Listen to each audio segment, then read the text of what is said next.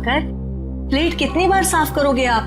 वो बिल्कुल साफ है। अरे तुमको मालूम नहीं पैमेला, कीटाणु इतने छोटे होते हैं कि इंसानी आंखों को दिखाई नहीं देते, इसलिए जितनी बार साफ करो कम है।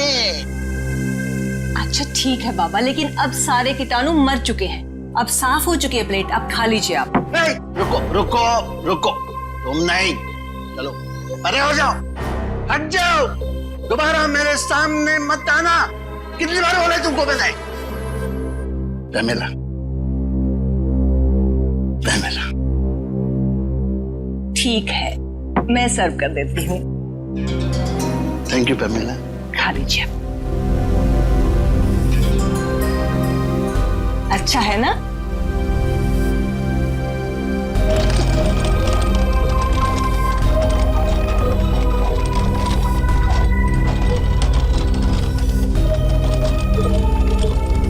Green tea sir. रख दिया? अभी हटो हटो हटो, यहाँ से दूर हो जाओ, दोबारा मेरे नजदीक मत आना। बोल बोल के थक गया हो मैं। लाओ मैं सर्व। मैं करता हूँ पैमेला, चाय पीनी भी आती है और बनानी भी।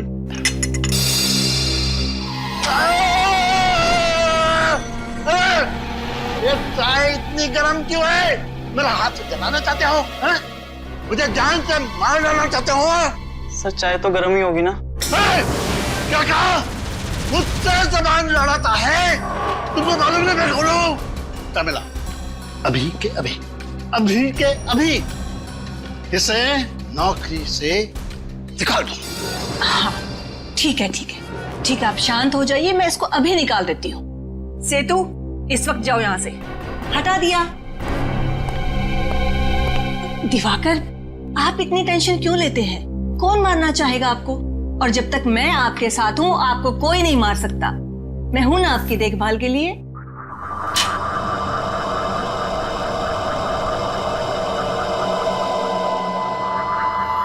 दिवाकर, क्या हो रहा है आपको? आप ठीक तो हैं? दिवाकर, दिवाकर क्या हो रहा है आपको? अरे पानी दो जल्दी से। दिवाकर जल्दी।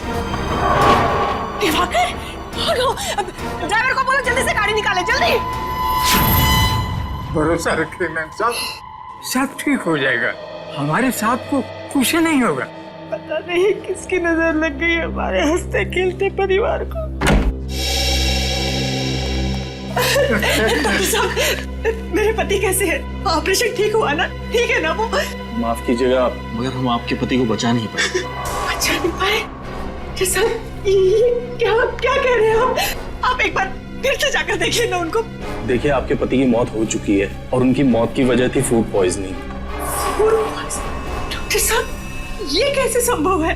वो तो साफ सफाई का इतना ध्यान रखते थे, सब्जियों को कितनी बार धुलवाते थे, 10-10 बार प्लेट को रगड़ रगड़ कर साफ करते थे, बार बार अपने हाथों को धोते थे।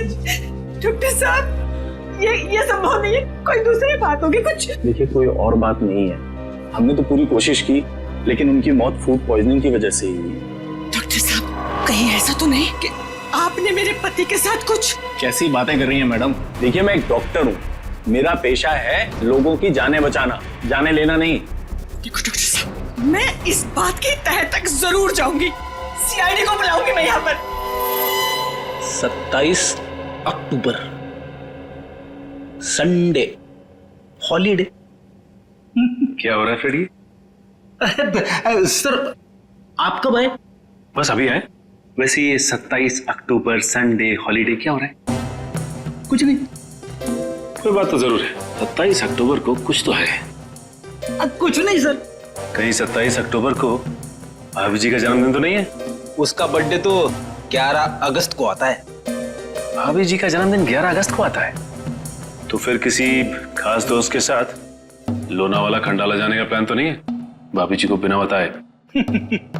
वाइफ को बिना बताए मैं सब्जी खरीदने नहीं जाता, लोनावाला खंडाला तो बहुत दूर की बात है। क्या सुन रहा हूं मैं? सर वो फ्रेडी 27 अक्टूबर को लोनावाला जा रहा है। किसकी परमिशन से? नहीं सर, मैं कहीं नहीं जा रहा हूँ। तो फिर सर 27 अक्टूबर को संडे है, छुट्टी का दिन है, तो सोनी पिक्स पे स्काई फॉल नाम की फिल्म का प्रीमियर है सर। स्काईफॉल, वो जेम्स बॉन्ड वाली फिल्म? हाँ सर, जेम्स बॉन्ड की सबसे बड़ी फिल्म स्काईफॉल। भूल ना जाऊं इसीलिए मोबाइल में रिमाइंडर डाल रहा था। आप लोग भी जरूर देखना स्काईफॉल। जरूर देखेंगे स्काईफॉल। हेलो एसीपी प्रद्युमन है। क्या? कहां पर?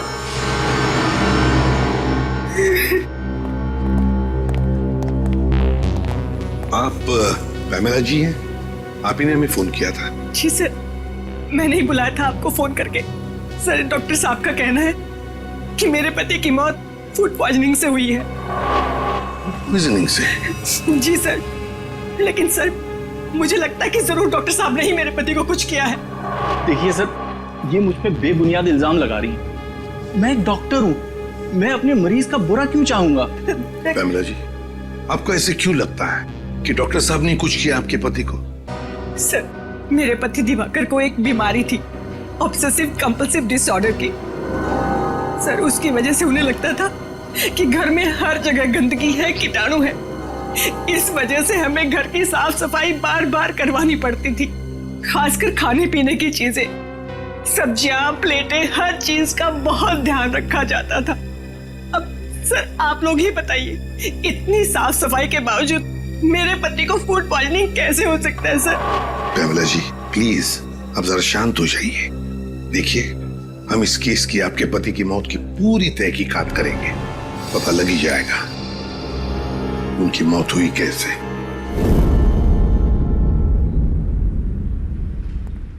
आप खुद ही देख लीजिए सर, किचन कितना साफ है।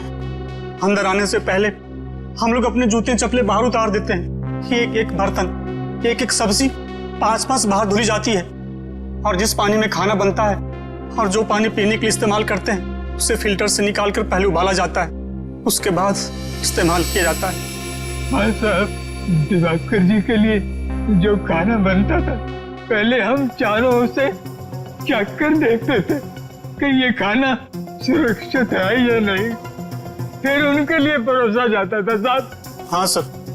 उनकी मौत में हमारा कोई हाथ नहीं है साहब, कोई हाथ नहीं। इतना सब करने के बावजूद भी दिवाकर जी की मौत किसी साधारण तरीके से नहीं हुई है, समझे? किसी ना किसी का तो हाथ जरूर है उनकी मौत में। सर, किसका हाथ हो सकता है? उनका तो कोई दुश्मन भी नहीं था। कोई तो था पैमेला जी, वरना एक अच्छे भले आदमी का ऐसे अचानक दम तोड़ देना, ये बात विश्वास करने लायक लगती नहीं है। वो भी इतना परहेज और सावधानी रखने के बाद। आप लोगों को किसी पे शक है? नहीं साहब, हमें किसी पे कोई शक नहीं। तुम्हारी जुबान क्यों लड़खड़ा रही है?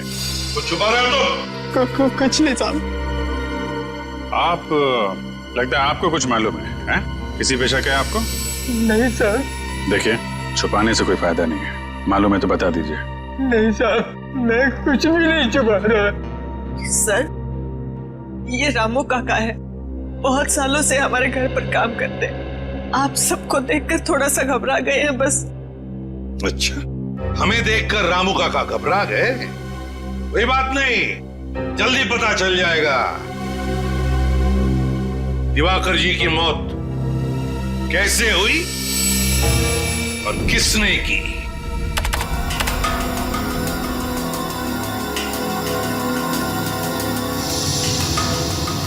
Oh my God! क्या हुआ सर? तारिका, इस दिवाकर की मौत फूड पॉइजनिंग की वजह से नहीं हुई है। ये देखो, देख रही हो क्या है ये? कीड़े? मतलब इनकी मौत कीड़ों की वजह से हुई? बिल्कुल, ये देखो, ये कीड़े कैसे इसके दिमाग तक, इसके मस्तिष्क तक पहुंच गए। सर, ये तो वो बार्नेट ओहियो। हाँ। बार्नेट ओहियो नाम के कीड़े एक बार अगर किसी इंसान के शरीर में घुस जाएं, तो पूरे शरीर में कोहराम मचा देते हैं। पहले पेट में घुस करके पॉइजन फैलाते हैं, फिर उसके दिल, दिमाग, लंग्स हर जगह पहुंच जाते हैं। अब समझ में आया कि उस डॉक्टर को दिवाकर जी के पेट में फूड पॉइजनिंग के लक्षण क्यों दिख रहे थे। बिल्कुल, पूरे पेट में इन्होंने जहर फैला दिया था। एग्जैक्टली। और उसी कीड़े से इसकी मौत हो गई। एक मिनट साहब, क्या कहा तूने? दिवाकर की मौत कीड़ों की वजह से हो गई? हाँ बॉस। Ma'am please.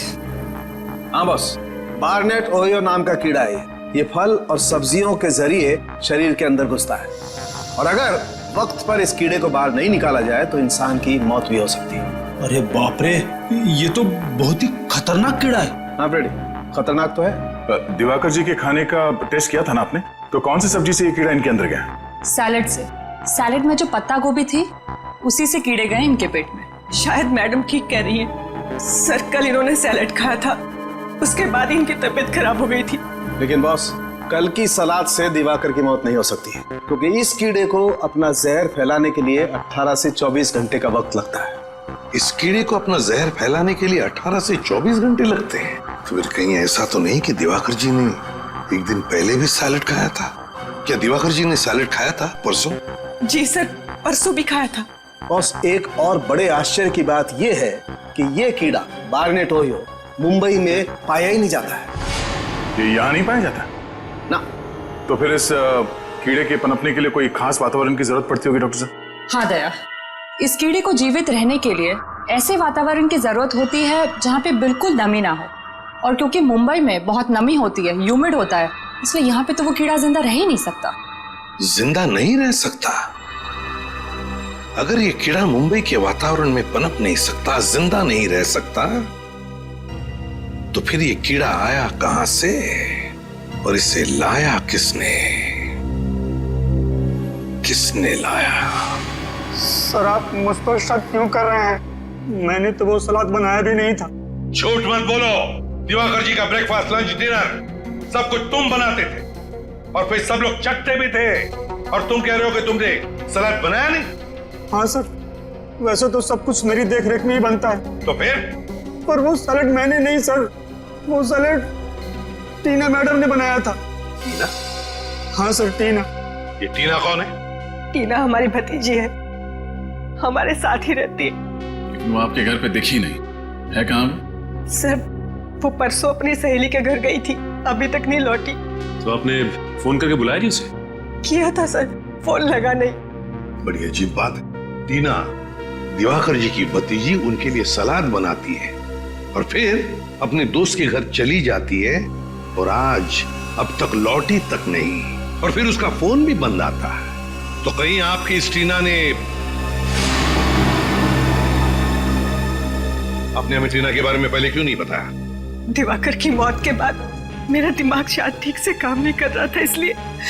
लेकिन सर, आप उस पर शक मत कीजिए। उसके माँ बाप की मौत के बाद दिवाकर ने और मैंने ही पाला उसे अपनी बच्ची की तरह।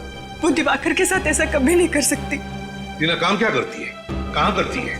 एक ऑर्गेनिक फार्म में काम करती है सर। दिवाकर के लिए सारी सब्जियां वहीं से आती है। दिवाकर ने कभी बाहर की कोई सब्जी नहीं खाई थी। सर, फिर तो उस पत्ता गोभी में वो कीड़ा रखने का सबसे अच्छा चांस टीना के पास ही था। वो बार्नेट ओहियो कीड़ा, बार्नेट ओहियो, इस कीड़े के राज तक तो पहुंचना ही पड़ेगा, और वहां तक हमें ले जाएगी टीना ऑर्गेनिक फार्म।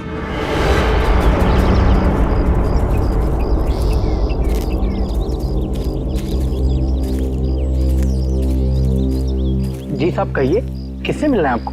देखिए, हम लोग सीआईडी से हैं, हम इस फार्म के इंचार्ज से मिलना चाहते हैं। कौन है इंचार्ज? यहाँ के इंचार्ज तो सुशील जी है। जरा बुलाइए। ठीक है, मैं अभी बुलाता हूँ। सर, यहाँ पे कितनी खुली अच्छी हवा है ना। शहर की प्रदूषित हवा में रह के दम घुटता है।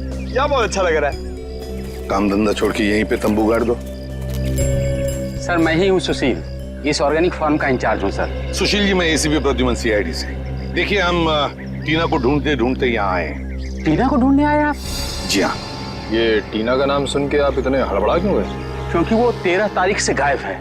न ही वो काम पे आई, न ही उसका फोन आया, और न ही वो अपने घर पे मिली। ऐसा उसने पहले कभी नहीं किया था सर। टीना 13 तारीख से गायब है? हाँ सर। सुशील जी, एक बात बताइए, क्या टीना यहाँ पर कोई खास सब्जियां उगाती थी दिवाकर जी के लिए? हाँ, उगाती थी ना सर, आलू, प्याज, मेथी, पालक वगैरह वगैरह। और पत्ता गोभी? हाँ, इस बार उसने पत्ता गोभी भी उगाई थी। पत्ता गोभी भी? हाँ सर, उन्हें अपनी सब्जियों से बहुत लगाव था। वो किसी को भी हाथ लगाने नहीं देती थी। पानी हो या खाद, वो सब काम खुद ही करती थी। मतलब उनकी उगाई हुई सब्जी को कोई हाथ ही नहीं लगा सकता था। हाँ सर। सुशील जी, टीना के 13 तारीख को गायब होने से ठीक पहले क्या वो यहाँ आपके फार्म में से पत्ता गोभी लेकर गई थी? हाँ सर, वो कह रही थी उसे अपने चाचा जी के लिए सलाद बनाना है। देखा सर, टीना ने ही वो कीड़ा पत्ता गोभी में डाला होगा और सैलेड बनाया होगा। कीड़ा? हाँ कीड़ा। कौन सा कीड़ा sir? Barnett Ohio. Barnett Ohio, आप तो जानते होंगे इस कीड़े के बारे में। हाँ सर, वो तो काफी खतरनाक किस्म का कीड़ा है। उसे तो हम कभी कभी लाते हैं सब्जी पर टेस्ट कराने के लिए सर। सुशील जी, इसी बार्नेट ओहियो कीड़े की वजह से दिवाकर की मौत हुई है। टीना के चाचा दिवाकर जी की मौत। सर ये क्या कह रहे हैं? सर टेस्ट करने के बाद हम उस कीड़े को नष्ट कर देते हैं, खाने में इस्तेमाल नहीं करते हैं सर। और टीना ने इस कीड़े को अपना हथियार बना लिया। क्या बता सकते हैं टीना इस वक्त कहाँ होगी? नहीं सर, टीना के बाहरी जिंदगी के बारे में हमें कुछ नहीं मालूम। अच्छा सुशील जी, आपके यहाँ इतना सारा स्टाफ है, तो क्या इनमें से कोई गायब है 13 तारीख से, जिस दिन टीना गायब हुई उस दिन से? सर, जिस दिन से टीना मैडम काम पे नहीं आ रही है उस दिन से पवन भी काम पे नहीं आ रहा है। पवन? ये पवन क्या काम करता है यहाँ पर? सर, स्पेसिमेन लैब से जो कीड़े और बीज आते हैं उसकी देखभाल करता है ये पवन। स्पेसिमेन लैब के कीड़े पौधों की देखभाल करता है ये पवन? इस पवन की सारी डिटेल्स चाहिए हमें, उसका पता, उसका टेलीफोन नंबर, सब कुछ। और निखिल, टेलीफोन कंपनी से टीना के सारे टेलीफोन रिकॉर्ड्स मंगवा लो और पता लगाओ उसका फोन बंद होने से पहले कहां पर था।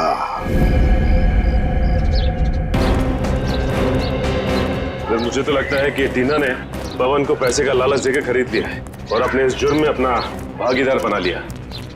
पता नहीं कुछ लोग पैसों की चकाचौंध के आगे इतने अंधे कैसे हो जाते हैं कि सही गलत की समझ ही खो बैठते हैं। यही है ना पवन का घर? हाँ यही है। ये देखिए, टीना की तरह ये भी घर से भाग गया अपना बोरिया बिस्तर लेके। भाग तो गया है, लेकिन कहां भागा है इसका सबूत जरूर अंदर छोड़ के गया।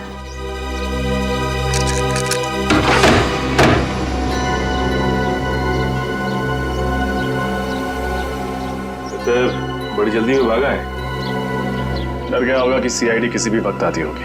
एक काम करते हैं, हम लोग घर के अंदर तलाशी लो, मैं बाहर पूछता हूँ।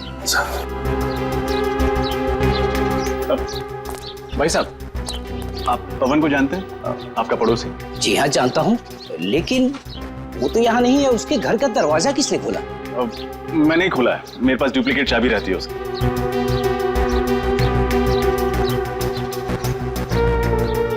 आप कौन? मैं बंटी, उसका दोस्त। लेकिन कमाल है, वो अपने घर पर है नहीं, कुछ बताया भी नहीं कि कहाँ जा रहा है। अच्छा अच्छा, आप उसके दोस्त हैं? अच्छा हुआ आप आ गए। आज दोपहर को सामान बांधकर कहीं जा रहा था कि अचानक उसे चक्कर आ गया और वो चक्कर खाकर सड़क पे गिर पड़ा। क्या? सड़क पर गिर गया? हाँ, उसका पूरा शरीर कांप रहा था।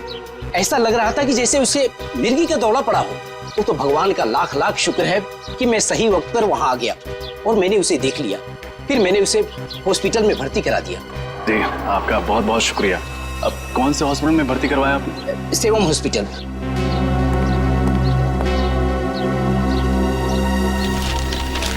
मुझे देरी हो रही है, मैं निकलूं? जी जी, शुक्रिया। जी शुक्रिया। चलो, अंदर तो कुछ भी नहीं मिला सर। लेकिन पवन का पता चल गया है, हमें सेवम हॉस्पिटल जाना होगा।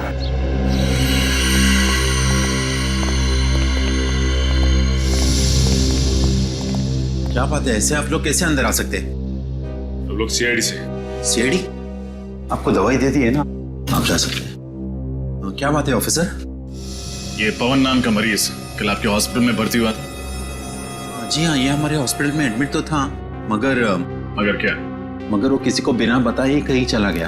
किसी को बताए बिना चला गया? आप लोग ऐसे लापरवाह कैसे हो सकते? सॉरी सर, गलती हो गई। मगर आपको एक बात बताना चाहता हूँ, उसके शरीर में एक जीता जागता कीड़ा था। कमाल है, इसके भी शरीर में कीड़ा? जी हाँ सर, जिसकी वजह से उसकी मानसिक हालत बिगड़ती जा रही थी। इतनी बड़ी बीमारी का इलाज हमारे हॉस्पिटल में नहीं होता, इसलिए हम उसे बड़े हॉस्पिटल में शिफ्ट ही करने वाले थे। इससे पहले हम कुछ करते हैं। ऐसी नाजुक हालत में ये आदमी जा कहाँ सकता है? शायद वो स्पेसिमेन लैब गया। जहां से वो ऑर्गेनिक फार्म वाले कीड़े मनवाते हैं।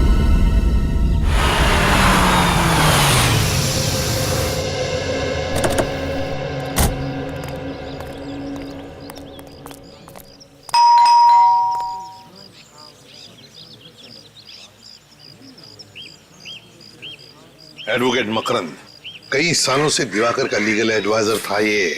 टीना ने जरूर दिवाकर के प्रॉपर्टी के बारे में फोन किए थे इसे। मुझे तो लगता है टीना ने दिवाकर जी को मारा है उनकी प्रॉपर्टी हड़पने के लिए। टीना के दिमाग में क्या खिचड़ी पक रही थी ये तो अब मकरंद ही बताएगा। आप तो ऐसे की प्रद्युमन है ना? और आप एडवोकेट मकरंद है ना? अरे सर, मैं आपके जितना नामचीन नहीं हो तो फिर आपने मुझे पहचान कैसे लिया? बात यह है मकरंद जी कि आपकी गतिविधियों की वजह से आप हमसे भी नामचीन हैं।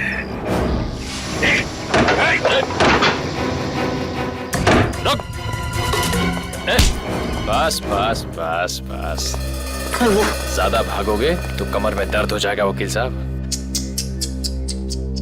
एडवोकेट मकरंद एक नामचीन वकील चूहे की तरह भाग रहा है, शोभा नहीं देता। अब इत्मीनान से हमारे सवालों का जवाब दो। देखिए सर, मैंने कुछ भी नहीं किया सर। कुछ नहीं किया तो भाग क्यों रहे हो? सर, आप लोगों को मतीश ने भेजा है ना? मतीश?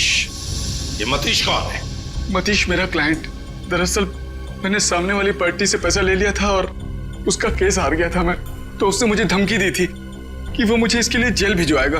वाह, लोगों को इंसाफ दिलाने के बजाय कानून का सौदा करते हो। शर्म आनी चाहिए तुम्हें। माफ कर दीजिए मुझे, उससे बहुत बड़ी गलती हो गई। चुप! गलती हो गई। टीना क्यों आई थी तुम्हारे पास? टीना? हाँ टीना, दिवाकर जी की भतीजी क्यों आई थी तुम्हारे पास? क्यों फोन किया था उसने? सर, उसे प्रॉपर्टी के बारे में कुछ लीगल एडवाइस चाहिए थी। दिवाकर जी की प्रॉपर्टी के बारे में, है ना? हाँ सर, टीना जान चुकी थी कि दिवाकर ने उसके पिताजी को धोखा दिया और उनकी सारी प्रॉपर्टी हड़प ली है। इस काम में मैंने दिवाकर का साथ दिया था। ऐसे गंदे काम में तुमने साथ दिया, बेशर्मी की हद पार कर दी तुमने। तुम्हें तो कड़ी से कड़ी सजा होनी चाहिए। सजा मिल गई है सर इसके लिए मुझे। सर, मैंने जिंदगी भर बेईमानी की, लोगों को धोखा दिया, इसीलिए ऊपर वाले ने मुझे बहुत बड़ी सजा दी। सर, मुझे जानलेवा बीमारी है और मैं बहुत कम दिन जीऊंगा। बुरा बोगे तो बुरा ही पाओगे। ले जाओ इसे। सर, मतलब टीना ने अपने पिताजी की जायदाद वापस पाने के लिए दिवाकर जी का खून कर दिया। हाँ, लगता तो वैसा ही है। आ रजत, क्या दिवाकर को मारने के लिए टीना ने पैसे दिए थे विनय को? विनय, कॉन्ट्रैक्ट किलर विनय। मैं बहुत परेशान हूँ। ये देखो, ये है विनय। इस शक्ल का आदमी जहाँ कहीं भी मिले उसे छोड़ना मत। अपने सभी आदमियों को इसके पीछे लगा दो। आकाश में ढूंढो या पाताल में, कहीं ना कहीं ये छुपा है। जाओ, अपने आदमियों को फैला दो, चारों तरफ फैला दो।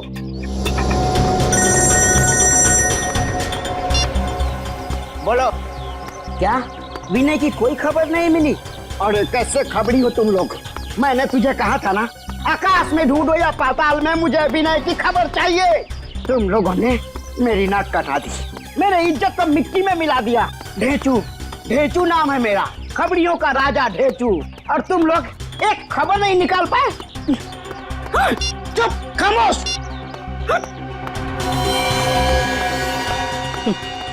काम की तो किसी को पड़ी ही नहीं है। सब पेट भर के खाते हैं, सो जाते हैं। अरे की बोलो, क्या चूना भट्टी? Very good. हम अपने सीआईडी टीम के साथ अभी आते हैं।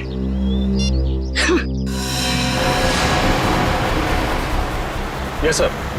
सर, हम लोग जेआरपी रोड पे हैं, स्पेसिमेन लैब जा रहे हैं। मुझे लगता है कि पवन हॉस्पिटल से भाग के वहीं गया होगा। अच्छा, विनय का पता चल गया? ठीक है सर, हम लोग चूना भट्टी जाते हैं। सचिन, चूना भट्टी।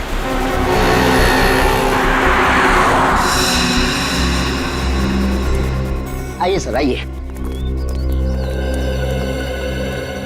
बोल बोल, कुछ खबर मिली विनय की? नहीं भाई, विनय की तो कोई भी खबर नहीं मिली। हाँ, उसका खास आदमी जग्गू मिला है, उस घर में रहता है। खबर पक्की है ना? फ्रेडी सर, आपकी खबर गलत हो सकती है, पर मेरे आदमियों के खबर पे आप एक उंगली भी नहीं उठा सकते। भाई मैं अब चलूं? ठीक है ठीक है। सुनो फ्रेडी सर, दिवाली का शगुन तो दे दो। हमेशा मैं ही मिलता हूँ। कुछ कहा आपने? कुछ नहीं। शुक्रिया साहब, चलता हूँ भाई। खुश रहो।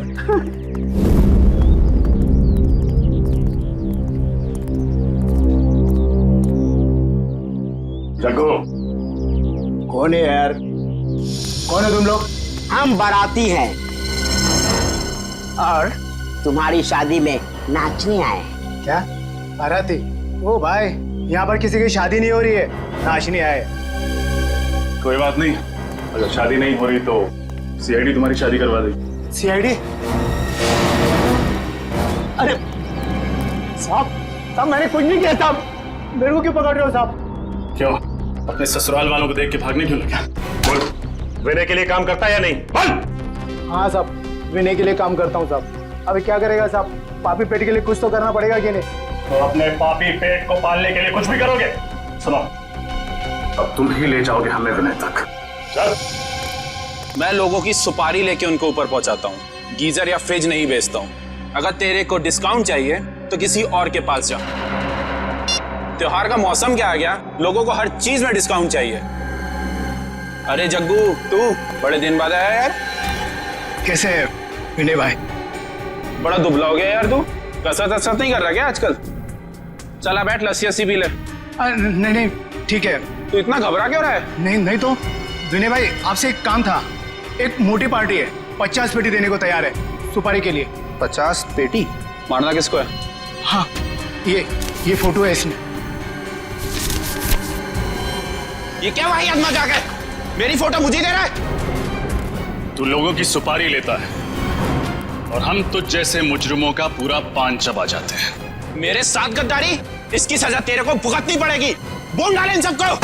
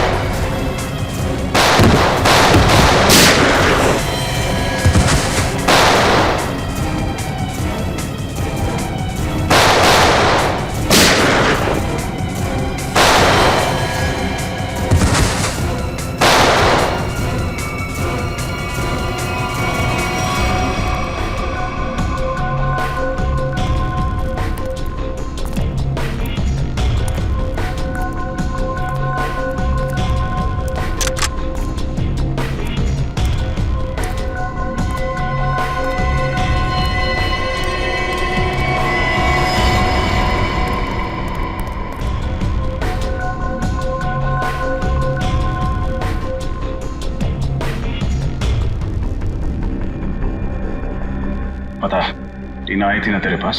हाँ, टीना मेरे पास आई थी दिवाकर की सुपारी लेके, और मैंने दिवाकर पर हमला भी किया था। अब तेरा पापों का हिसाब देने का वक्त आ गया। चल चल।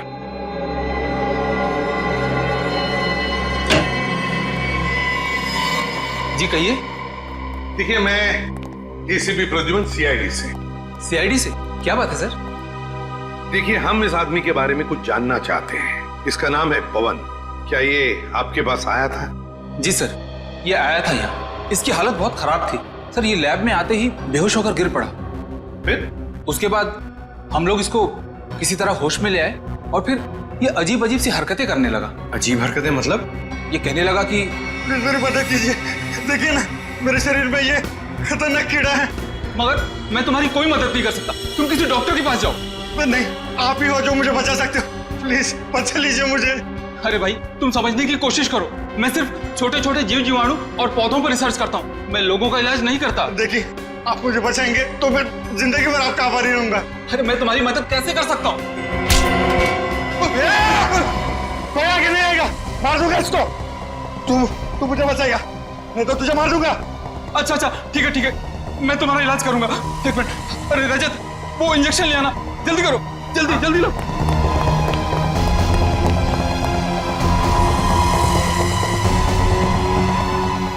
भाई एक मिनट इस इंजेक्शन से मैं ठीक हो जाऊंगा ना? हाँ, तुम बिल्कुल ठीक हो जाओगे।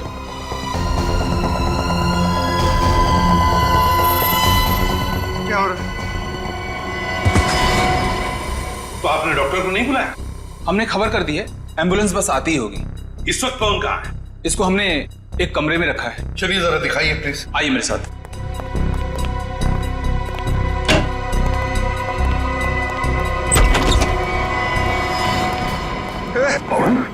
पवन क्या कर रहे हो तुम? क्या कर रहे हो तुम? आगे मत बढ़ना। कौन, देखो मेरी बात सुनो, हम लोग सीआईडी से हम तुम्हारी मदद करेंगे। मैं मरना नहीं चाहता। मैं मरना नहीं चाहता। कुछ नहीं होगा। हम तुम्हारी मदद करेंगे पवन, कुछ नहीं होगा, हम तुम्हें कुछ नहीं होने देंगे। शांत हो जाओ पहले। बताओ क्यों भागे तुम हॉस्पिटल से? क्यों भागे? मैं जिंदा रहना चाहता हूं, मुझे मरना नहीं, कुछ नहीं होगा तुम्हें, कुछ नहीं होने देंगे हम तुम्हें। अब बताओ वो कीड़े तुमने ही दिए थे टीना को सैलेड में डालने के लिए? मैंने दिए थे। कहाँ है टीना, कहाँ है? बताओ पवन, कहाँ है? कौन, क्या हो रहा है तुम्हें?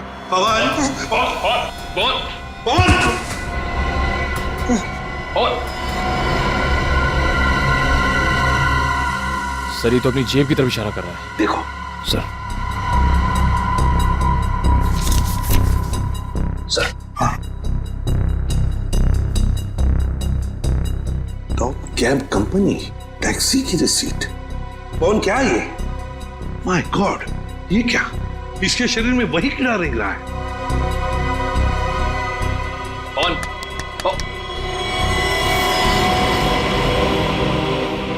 सुनी तो मर गया। माय गॉड, क्या कहना चाहता था ये इस रिसीट के बारे में? Top cab company. इस केस का अगला सुराग अब इसी टैक्सी कंपनी के रिसीट से मिलेगा। चलो हम लोग सीआईडी से। सीआईडी से? सर आप लोगों को टैक्सी चाहिए थी तो फोन कर देते, यहाँ आने की तकलीफ क्यों की?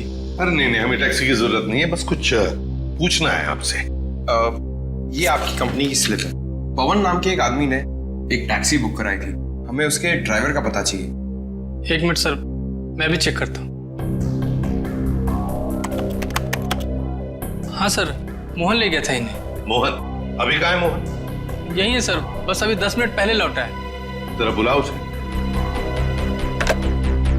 हेलो, जरा मोहन को अंदर भेजना।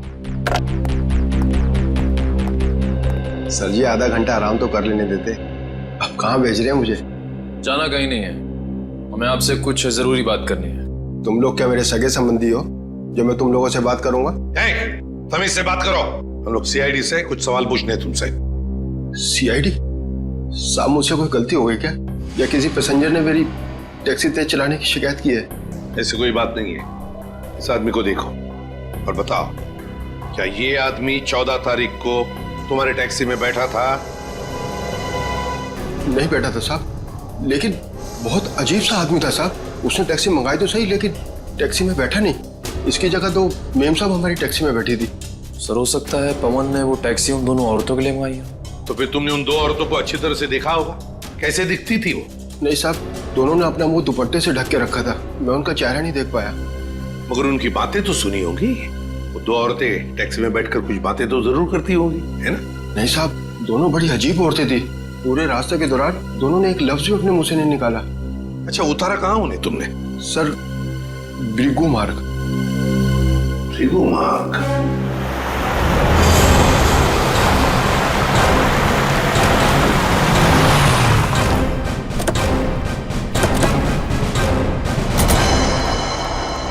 सर वो औरतें ऐसी सुनसान जगह किससे मिलने आई होंगी? जगह सुनसान तो है, लेकिन काफी सारे बंगले हैं यहाँ पे।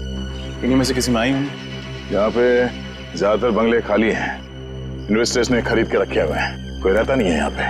और एक सुनसान घर से अच्छी जगह एक मुजरिम के लिए हो नहीं सकती। करेक्ट। एक एक बंगले को अच्छी तरह से चेक करो। इस दिवाकर के खून की गुत्थी वो दो औरतें हो जाएंगी। देखो जरा।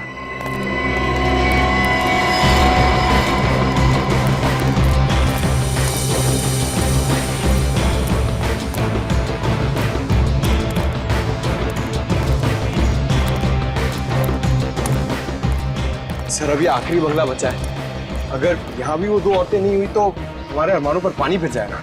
सीआईडी के अरमान इतने कमजोर नहीं है कि इतनी जल्दी धाराशायी हो जाए। देखते हैं। गोली चली क्या बस?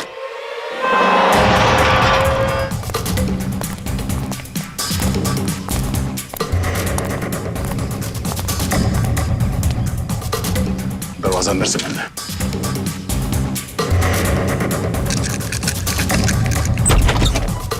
मैं तुम्हें छोड़ूंगी नहीं, जान ले लूंगी तुम्हारी, मार डालूंगी मैं आज तुम्हें। अपने भगवान को याद कर ले, क्योंकि आज तू उसी के पास जाने वाली है। सर अच्छा आप लोग आ गए। सर देखिए ये टीना पागल हो गई, दिमाग खराब हो गया। सर मुझे मार देना चाहते हैं, प्लीज मुझे बचाइए सर। मार डालूंगी मैं आज उसे दुनिया की आज कोई ताकत नहीं बचा सकती, तुम सीआईडी वाले भी नहीं। बेवकूफी मत करो, गन नीचे करो। तुम मेरे मामले से दूर रहो, तुम अगर बीच में आए तो बेवजह तुम भी गोली खाओगे। चलाओ गोली, हम गोलियों से नहीं डरते। लेकिन ये डरती है। दूर हट जाओ, मेरे साथ नहीं आना, पीछे बिल्कुल पीछे। टीना बात सुनो, अगर उसने गोली खाई इसके जिम्मेदार सिर्फ तुम होंगे, मैं नहीं। चल चल जल्दी, मार दूंगी मैं इसको। टीना नहीं, तुम जानती हो तुम क्या कर रही हो टीना?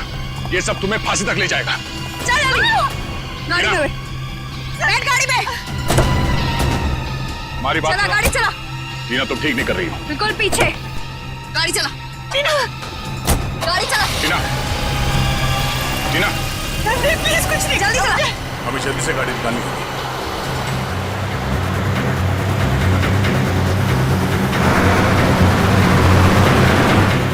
टीना प्लीज मुझे छोड़ दो, प्लीज मेरी जान बख्श दो। मैं तो तुम्हारी माँ जैसी हूँ ना, माँ के साथ भला कोई ऐसा करता है क्या? गोली चला दोगे, तेज चलाओ। तो लगता है टीना पमेला जी से जानबूझ के गाड़ी तेज चलवा रही है ताकि हम लोग उसे ओवरटेक ना कर सके। गाड़ी भगा भगा के वो जाएगी कहाँ?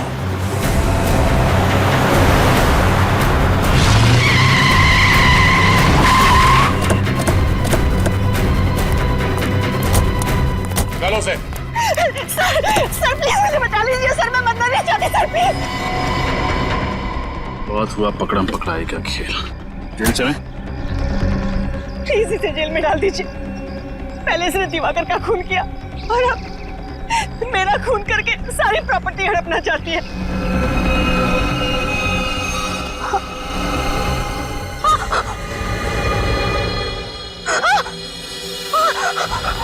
सर ये क्या हो रहा है मुझे? टीना सर प्लीज मुझे मत, सर। निकल, पानी लियो जल्दी। टीना क्या हो क्या रहा है तुम्हें? सर टीना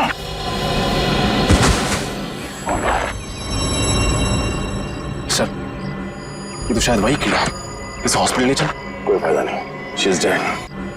ये तो शायद वही कीड़ा, इसे हॉस्पिटल ले चल। कोई फायदा नहीं, शी इज डेड। शायद भगवान ने इसके कर्मों की सजा इसे दे दी। अपनी बेटी से बढ़कर माना था इसे, और इसने क्या सिला दिया हमें।